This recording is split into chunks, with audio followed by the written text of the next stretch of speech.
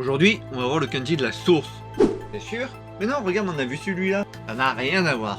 Ah, très légèrement. Mais on va voir la distinction tout de suite.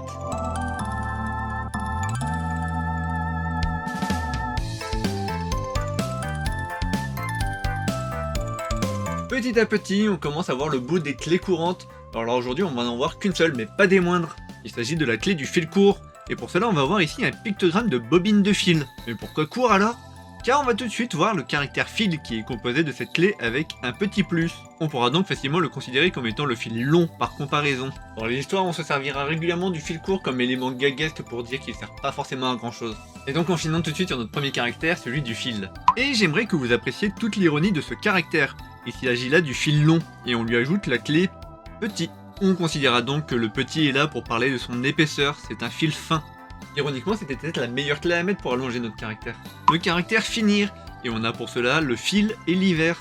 On pensera donc à l'expression « en hiver, ne te découvre pas d'un fil » jusqu'à la fin de l'hiver, qui doit se situer quelque part en mai, je crois. Bref, ne vous découvrez pas jusqu'à la fin. Le caractère de la finesse. On vous explique ici que le fil est très régulièrement utilisé dans les rizières, pour délimiter les différentes zones par exemple. Comment ça, vous ne les avez jamais vus? Parce que ce n'est pas finalement la meilleure preuve de la finesse de ces fils? Le caractère continué. Si vous avez peur aujourd'hui de perdre votre travail à cause de l'IA par exemple, vous pouvez sortir sur un métier plus sûr, comme le fait de vendre du fil. Il y en aura toujours besoin, rien que pour faire des vêtements. Après honnêtement, moi mon histoire perso sur ce caractère, c'est que j'aime bien l'idée du fil conducteur, et que le but d'une série c'est tout simplement de vous vendre le prochain épisode. D'ailleurs ça me fait penser à cet autre caractère qui est particulièrement intéressant, qui est celui de... le caractère s'entraîner. Dans les pays de l'Est, on a l'habitude de s'entraîner avec des conditions particulièrement extrêmes. Vous n'avez jamais vu ces Moon Challenge faire des pompes sur des ficelles? Très clairement, ils se sont exercés à ça toute leur vie. Et maintenant, un caractère plus utile, mais dont on va avoir besoin quelquefois en tant que clé, le caractère de plus, en outre, et aussi l'ajout d'une information quoi. On pourra voir ici un œil, et de plus, il a un cerne. Et oui, on dit un cerne, et c'est l'information de plus que je vous ajoute avec ce caractère. Tout cela pour dire qu'exceptionnellement, j'avais commencé à faire des moyens mémotechniques utilisant son sens officiel, mais au final ça marchait assez moyen. Surtout qu'en plus il y a d'autres caractères avec des sens très similaires. Donc exceptionnellement, on utilisera un sens perso pour ce caractère dans le futur, qui sera celui de l'étagère, parce que tout simplement ça ressemble à un pictogramme de bibliothèque, donc c'est très pratique. Je veux dire, quitte à ne pas le voir souvent, autant qu'il soit facile à retenir. Donc qu'est-ce qu'on peut faire avec notre caractère étagère? Eh bien le caractère assemblé. C'est pas bien foutu ça quand même. Donc le caractère assemblé qui contient aussi la notion d'association. Et vous savez quoi? Il existe des associations pour à peu près tout. Et je suis persuadé qu'il existe une association dont le plaisir est de monter des étagères. Mais uniquement à l'aide de fils. Ah, il faut bien faire un petit plaisir, avec des clous, ce serait tellement banal, on s'ennuierait. Bon, la dernière fois on avait vu deux caractères signifiant l'origine, la source. Et cette fois-ci on va vraiment voir la source d'eau, celle pour les fontaines par exemple. Et donc pour cela on va penser à la fontaine, en effet. Si vous regardez les remous provoqués par le mouvement d'eau, on se retrouve avec de l'eau qui va être un peu plus mousseuse. En d'autres mots, de l'eau qui va être blanche. Et retenez bien ce détail de eau blanche, car finalement le caractère, en plus d'avoir le même sens, il a à peu près aussi la même forme.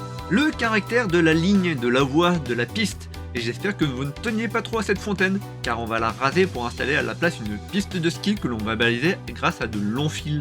Et on va finir cette leçon par un kanji bien spécifique, celui de la lignée, du clan, c'est le fait d'avoir un nom. Et une fois n'est pas coutume, je vais vous demander de l'apprendre par cœur, ce qui devrait être relativement simple grâce à sa forme particulière. Non franchement ne râlez pas trop, hein. Depuis le caractère yin, il y a eu quand même beaucoup de leçons où je n'avais plus utilisé cette technique. Vous pouvez éventuellement y voir un F pour une signature, signé Fifi. Et il s'agit en réalité d'un suffixe pour les noms, assez neutre car il est utilisé majoritairement dans les journaux. C'est pour ça que j'ai insisté au début sur le nom de la lignée. Le caractère papier. Je vous propose pour cela de créer un petit arbre généalogique pour suivre votre lignée. Dans ce but, on va utiliser un long fil, car c'est quand même une grande lignée, et l'on va attacher des petits morceaux de papier sur lesquels on va écrire le nom des descendants.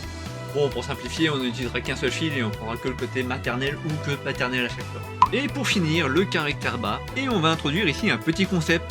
On verra quelquefois le caractère de la lignée avec le caractère 1 en dessous. Lorsque cela arrivera, on essaiera de donner un nom unique pour mémoriser. Ici, on parlera de Cyril touche le fond. Dans une lignée, un clan, il y a toujours beaucoup de monde. C'est parfois compliqué de retenir le nom de tout le monde, mais généralement il y a un nom que tout le monde connaît, celui de la personne tout en bas de l'échelle, celui qui est tellement mauvais qu'il est au fond de la hiérarchie. Et dans ce cas ici, il s'agit de Cyril touche le fond. Et j'aurais pu tout simplement donner moi-même mon propre nom, hein, car je suis au final en bas de la hiérarchie des youtubeurs. Mais ce n'est pas grave, ne vous en faites pas, je repars immédiatement au travail, et souhaitez-moi bonne chance.